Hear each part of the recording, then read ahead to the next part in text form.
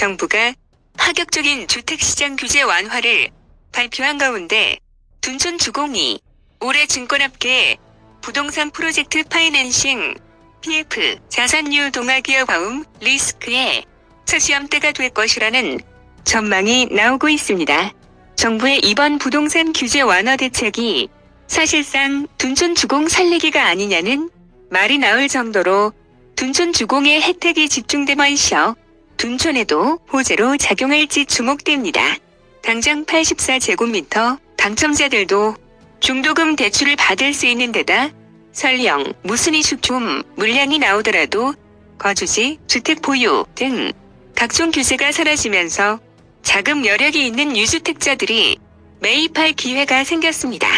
그러나 고금리 탓에 10억 넘는 아파트를 구매할 여력이 되는 사람은 소수로 요새은행 정기예금 금리가 4에서 5%여서 부동산 구매보다 여기가 더 쏠쏠할 수 있다는 것입니다.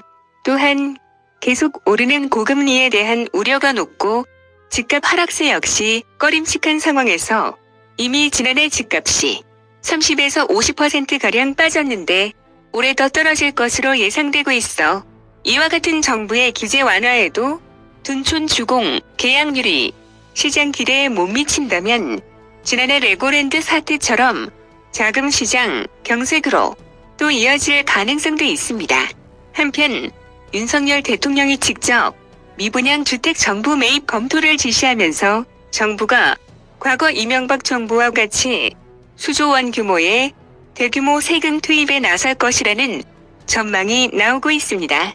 부동산발 경제 위기를 사전에 막기 위한 불가피한 조치라는 논리지만 국민 혈세로 부동산 가격 방어에 나서는 것 아니냐는 국민들의 우려가 높습니다.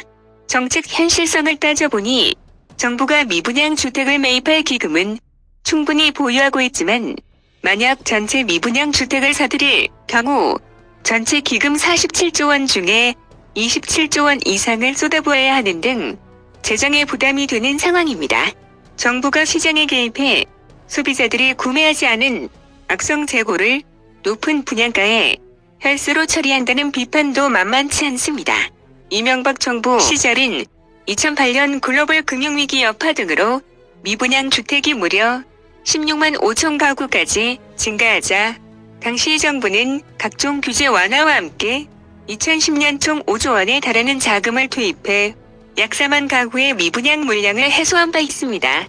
이번에 무려 27조를 미분양 매입에 쏟아붓는다면 정부의 인위적 개입이 오히려 시장을 왜곡하고 업계의 도덕성에 임한 부추기는 것 아니냐는 우려 목소리도 만만치 않습니다. 과연 어느 정도 수준까지 개입할지 정부 고심이 깊어질 것으로 정부가 기득 건설사들의 입장을 대변해 국민의 혈세로 미분양 매입에 쏟아붓는다면 경제 위기 상황에 국민을 위해 쓰여질 정부 기금이 없어지는 것으로 이것은 국가 공공기관이 민영화의 길로 갈 수밖에 없다는 것을 국민들은 알아야 할 것입니다. 윤석열 정부에서는 이미 공기업 민영화 논란이 계속 불거지고 있는데요. 김대기 대통령 비서실장이 인천국제공항공사, 한국철도공사 등 공기업 지분 일부를 민간에 매각해야 한다는 발언을 하면서 사실상 민영화에 착수한 것 아니냐는 의구심을 일으키고 있습니다.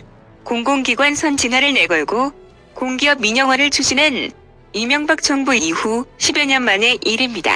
정부는 사실무근이라며 민영화의 선을 긋고 있지만 김 실장의 전략을 볼 때 우회 민영화를 위한 정부의 사전 포석 아니냐는 시각도 적지 않습니다.